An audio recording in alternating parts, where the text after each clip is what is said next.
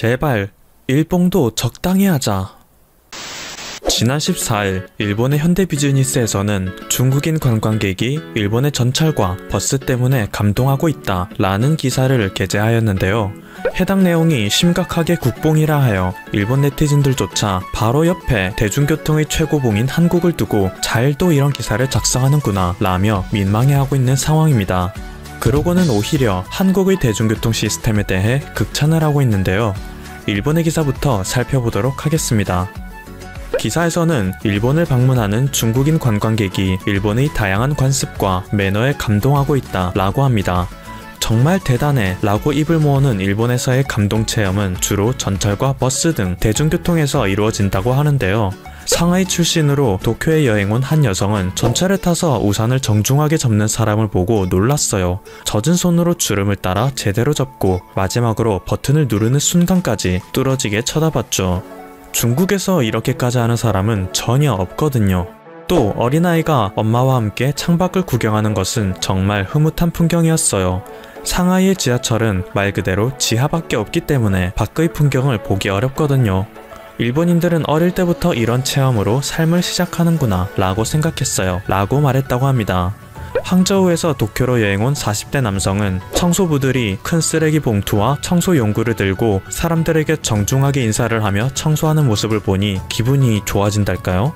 기쁘네요 라고 하였으며, 역주구 계단에는 휠체어 리프트가 있어 몸이 불편한 사람도 편리하게 지하철을 이용할 수 있다는 것에 일본에는 이런 기계도 있구나, 대단하다, 중국에서 이런 것은 상상할 수도 없는데 마음이 따뜻해지는 순간이었다 라고 하였다고 합니다. 이러한 경험은 버스에서도 이어진다는데요. 버스가 정차하기 이전 운행 중은 위험하니 정차한 후 자리에서 일어나길 바란다 라는 음성 메시지를 듣고 굉장히 놀라는 여행객이 많다고 합니다. 그러면서 당연하다고 생각했던 것들이 다르게 보인다며 역시 일본은 대단하다 라는 식으로 기사를 마무리하고 있는데, 이건 그냥 일본이 대단한 게 아니라 중국이 G2에 올라선 경제대국에 걸맞지 않게 발전이 덜 된 것이 아닌가 라는 생각이 들 정도네요. 아니나 다를까 내두이기 판치기로 유명한 일본의 5채널에서조차 일본인이 대중교통에 자부심을 갖는 것이 부끄럽다 라고 말하고 있습니다. 대중교통 방면에서 세계 최고인 한국을 옆에 둔 이상 일본의 시스템은 어떻게 봐도 지옥에 불과하다 라고 하는데요. 그들이 지적하는 일본 지하철의 단점은 스크린 도어가 없어 위험하다, 노선마다 운영하는 회사가 다르기 때문에 회사마다 표를 따로 구입하거나 정산해야 한다, 버스와 지하철을 환승할 때에도 회사마다 달라 복잡하다, 일본의 지하철은 말 그대로 지옥철이다, 일본의 지하철을 이용하려면 공부를 해야 하는 수준이다 라고 하고, 그에 반해 한국의 지하철은 저렴하고 편리하다, 환승이 너무 편리하다, 에스컬레이터가 정비되어 있다, 지하철의 위치도 그리 깊지 않아서 계단의 숫자도 적다, 스크린 도어의 안전성은 극찬을 부른다, 화재 방지를 위해 의자가 스테인리스로 되어 있고 쿠션에 특별한 것도 없는데 엉덩이가 안 아프다, 와이파이도 모든 곳에서 사용 가능해서 쾌적하다 라고 하죠. 이런 차이점에 대해 일본 네티즌들이 남긴 댓글을 직접 살펴보겠습니다. 한국의 모습을 보고 우리 단점을 고쳐야 해. 그렇지 않으면 우리도 중국 꼴이 나는 거야. 도쿄 지하철에서 각 역마다 번호를 붙인 것은 한국의 지하철을 보고 흉내를 낸 거죠.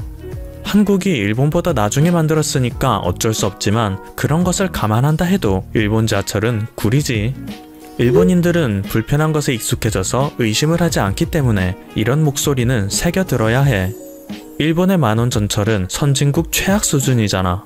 매일 괴로운 만원 전철에서 고통을 받고 있으니까 적어도 출퇴근의 스트레스를 줄이기 위해서라도 전철 환경을 개선했으면 좋겠어. 일본의 전철은 정부에서도 포기했잖아. 한국은 어떤지 모르겠지만 도쿄 도내의 전철은 정말 불편하지. 계획성이 너무 없어. 일본의 미개한 전철은 회사가 기르는 노예의 운반이 주요 목적이니까 쾌적성 같은 것을 생각할 리가 없지. 멍청한 내두익 백수들은 모르고 있겠지만. 서울에서는 지하철과 버스 환승 시 기본 요금이 이중으로 과금되지 않고 통과 운임만으로 탈 수 있는 것이 좋아. 도쿄는 전철끼리 갈아타도 기본 요금이 드니까. 일본은 비합리적인 것을 알고 있으면서도 개선하려고 하지 않는 거지. 사람들이 아무리 개선을 요구해도 무시하잖아.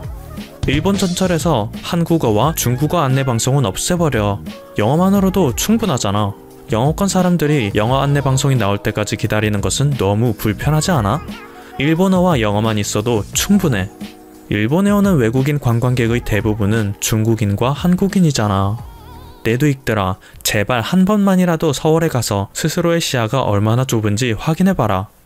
진짜 이 말이 맞아. 한 번이라도 직접 가서 본다면 한국인이 일본인에게 적대감을 보이며 공격을 한다든지 돌을 던진다든지 그런 것들이 모두 거짓말이라는 것을 곧바로 알 수 있을 텐데 말이야.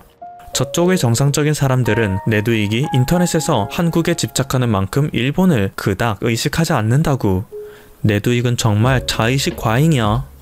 이렇게 일본인들마저도 자국의 대중교통을 칭찬하는 글에 자조적인 태도를 지닐 만큼 일본의 대중교통은 한국의 것에 비해 너무 초라하다는 사실을 인지하고 있는데요. 실제로 일본인들이 그렇게 좋아하는 영어권 사람들은 인터넷에서도 한국의 시스템을 칭찬하기에 바쁩니다. 최근 한 영어권 커뮤니티 사이트에 올라온 글에서는 한국의 지하철 시스템이 얼마나 대단한지 느꼈다는 수기가 올라왔는데요. 이곳에서는 한국의 지하철은 굉장히 빠르고 저렴하다. 모든 것이 질서정연하고 체계적이다. 전철 또한 너무나도 안정적으로 움직이는 나머지 한 손에는 커피를 들고 한 손에는 폰을 들고 있어도 전혀 위태롭지 않게 서 있을 수 있다. 미국의 지하철에서는 살기 위해 필사적으로 손잡이를 붙잡고 있어야 했던 것에 대조적이다. 가장 중요한 부분은 깨끗하고 조용하다는 점이다. 서구권 도시의 지하철을 경험해본다면 버스킹을 하며 돈을 모은 사람이 성가시다. 하지만 한국에서는 누구도 악기를 연주하지 않으며 누구도 소리치지 않아 평화롭고 편안하다 라며 극찬하고 있죠. 이 글에 달린 다른 외국인들도 하나같이 칭찬 일색이었는데요. 진짜 인상적이지. 내가 탔던 지하철 중에 최고야. 정말 많이 발전한 것 같아. 1990년대에서 2000년대 초까지만 해도 지하철 안에서 물건을 파는 잡상인들이 많았어. 그런데 얼마 전 한국을 방문했을 때에는 그런 사람들이 전혀 보이지 않더라고. 잡상인은 아직 있긴 해. 단지 그 수가 많이 줄어들었을 뿐이지. 지하철 직원이 일 처리를 잘하더라고. 내가 이곳을 영원히 떠나고 싶지 않은 이유야. 이 나라는 여러 방면에서 참 놀라워. 맞아. 이 지하철을 등지고 한국을 떠나기 싫어. 항상 운영한다는 것이 가장 놀라운 점이지. 다른 나라에서는 여행을 할 때 혹시 모를 사태를 대비해서 여러가지 운송수단을 알아봐야 한다는 것에 비해 한국의 지하철은 신뢰도가 높아서 한 번 루트를 정하면 플랜 B가 필요 없어. 뉴욕의 지하철을 타느니 암에 걸리는 게 낫지. 나도 예전에 여행할 때 느꼈어. 한 번도 한국에 와본 적이 없는 사람도 쉽게 이용할 수 있다는 게 감명 깊었지. 너가 말한 모든 것에 동감해. 굳이 자동차를 구매할 필요가 없으니 돈도 많이 절약할 수 있다고. 전 세계에서 가장 뛰어난 지하철이야. 이보다 좋은 곳은 절대 없다고. 편향된 시선이 아니라 객관적인 사실이 그래.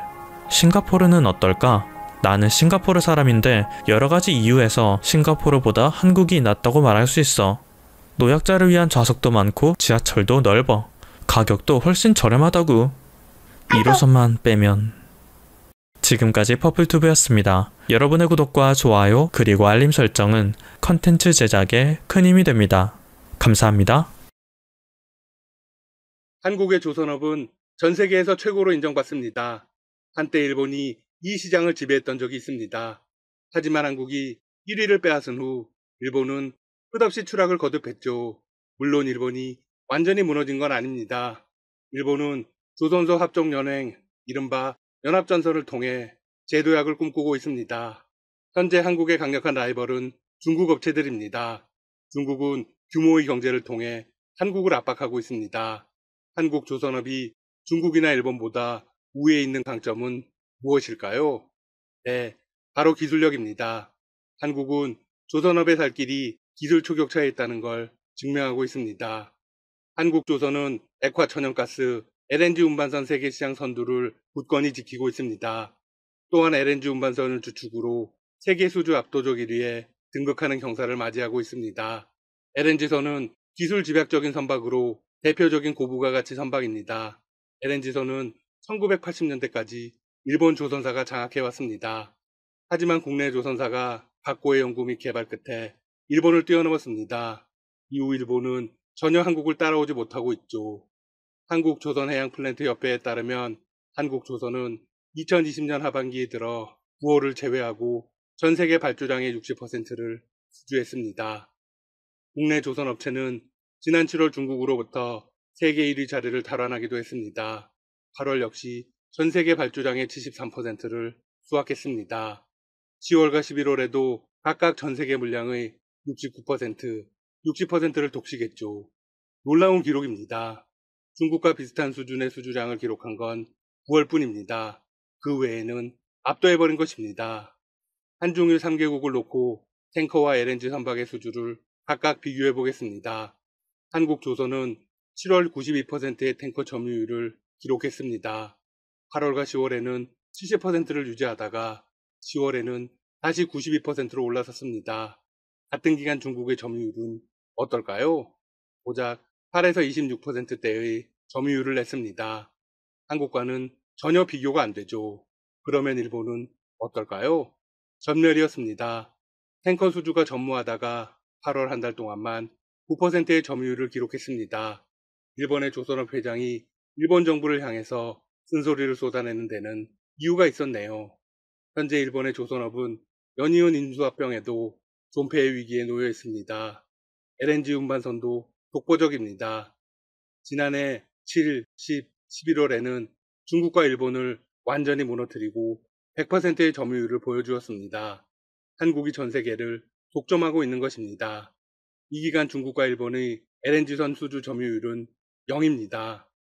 전체적으로 수주 물량이 적었던 8월 역시 한국 조선만이 17%의 LNG선 점유율을 기록했습니다. 컨테이너선의 경우 한국이나 중국 한쪽이 수주를 싹쓸이 하거나 한중 양국이 반반 비율로 나눠 갖는 구조가 되었습니다. 한국 조선이 지난해 발주 가뭄 속에서도 하반기 승승장구할 수 있었던 배경은 연료 탱크, 엔진, 연료 공급 시스템 기술력입니다. 현재 대형 선박의 대부분은 디젤 엔진을 쓰는데 이는 환경오염의 주범으로 꼽힙니다. 이에 따라 국내 조선사들은 디젤 엔진을 대체하기 위한 엔진을 오래전부터 개발해 왔습니다. 역시 기술의 승리네요. 그 대표적인 것이 또 LNG선입니다. 현대중공업그룹은 자체 개발한 고효율 연료 시스템인 하이에스 가스를 LNG선에 탑재하고 있습니다. 하이에스 가스는 LNG의 지연 기화량에 맞춰 압축기 용량을 최적화하고 압축기와 기화기를 병렬로 구성합니다. 이를 통해 에너지 효율을 극대화해 하루 최대 1.5톤의 LNG 연료를 절감하고 있습니다. 한국 조선업계는 LNG 저장 탱크에서 기화한 천연가스를 거의 100% 재액화하는 기술도 보유하고 있습니다. 전 세계에서 유일합니다. 재액화 장치는 화물로 싣고 가는 LNG가 자연적으로 기화한 것을 다시 액화해 화물창에 집어넣는 장치로 LNG선의 운영 효율을 높일 수 있는 신기술이어서 선주들로부터 각광을 받고 있습니다. 현대중공업그룹은 2016년 단일 냉매 방식의 완전 재액화 설비가 탑재된 LNG선을 지난해 2월엔 호남 냉매 방식의 완전 재액화 설비가 탑재된 LNG선을 세계 최초로 인도했습니다. 대우조선해양 또한 LNG선 대부분에 완전 재액화 시스템을 적용하고 있습니다. 일본의 경우 조선사들이 연합전선을 펴고 있다고 말씀드렸죠? 최근 미쓰비시 중공업과 일본 최대 조선소 이마바리 조선은 초대형 컨테이너 기술 제휴를 협정해 한국 조선업을 압박하려고 했습니다. 하지만 통하지 않았죠. 현재 여객선 외에는 선박 건조 사업을 사실상 포기하고 있습니다. 앞서 지난해 7월 인도양의 모리셔스선 부근에서 일본 국적 벌크선 와카시오호가 좌초하며 중유 1000톤 이상이 유출되는 충격적인 사건이 발생했습니다. 당시 전 세계 언론이 일본을 향해 비판의 목소리를 쏟아냈죠. 2013년에는 일본 미쓰비시 중공업이 건조한 몰컨포트5가 예멘 인근 해역에서 두동강이 나기도 했습니다. 이런 사고가 연이어 발생하는 이유가 뭘까요? 한국 선박에 비해 선체는 가볍고 얇게 건조한 이유도 있지만 설계와 제작 기술이 떨어진다는 증거입니다. 컨테이너선은 선급 규정 확립이 안 돼 있어 아무나 대형화를 할 수 없습니다. 앞으로 포장 화물 수요가 늘어나는 점을 고려하면 한국조선이 추세형 선박에서도 경쟁 우위를 갖고 있다고 볼 수 있습니다. 한국조선은 안전성 분야에서 신뢰를 얻고 있죠. 한국은 아시아 태평양과 미국에서 선박 안전관리 우수 등급을 획득했습니다. 국가별 선박 안전관리 등급이 높으면 한국 선박에 대한 항만국의 통제 점검 주기가 연장되고 점검 강도도 낮아져 선사의 운항 및 영업 비용 부담도 크게 줄게 됩니다. 따라서 선사 입장에서는 당연히 한국에게 수주를 맡길 수밖에 없는 구조가 되어가고 있죠. 중국의 경우도 비슷합니다. 한때 중국이 규모의 경제로 물량 공세를 펼쳤지만 이제 안 통하는 시기에 접어들었습니다. 프랑스 CMA CGM이 중국의 LNG 추진 초대형 컨테이너선 건조를 발주했습니다. 그런데 중국은 1년 넘게 건조를 지연하고 있습니다. 이 사건은 중국산 LNG선에 대한 글로벌 선주사들의 신뢰를 급격하게 떨어뜨리고 있습니다. 사실 중국이 사고를 친 건 이번만이 아닙니다. 2018년에는 중국 후둥중화가 건조한 LNG선 글래드스토노가 엔진 고장으로 바닷가 한가운데 멈춰서는 사고가 발생하기도 했습니다. 전 세계 조선업계는 중국의 기술력을 더 이상 신뢰하지 않습니다. 조선업계 관계자들은 이렇게 단언합니다. 대규모 물량을 선물로 계약하는 LNG 거래의 특성상 선주들은 선박의 안전성을 최우선 가치로 여긴다. 한국의 LNG선 수주가 몰리는 이유가 바로 여기에 있다. LNG를 운반하다가 중간에 멈추면 피해는 선주사가 다 덮어쓰기 때문입니다. 따라서 중국은 앞으로 한국에게 계속 뒤처지게 될 것입니다. 조선 산업은 이제 기술집약적 산업으로 전부 아니면 아무것도 아닌 승자 독식 시장이 되었습니다. 그 주인공은 바로 한국입니다. 이제 국내 조선사들이 서둘러 고부가 가치 선박의 디지털화와 탈탄소화 등 기술 중심 산업으로의 전환을 준비해야 합니다. 지금까지 닥터시사TV였습니다. 여러분 시청해주셔서 감사합니다. 구독과 좋아요 부탁드립니다.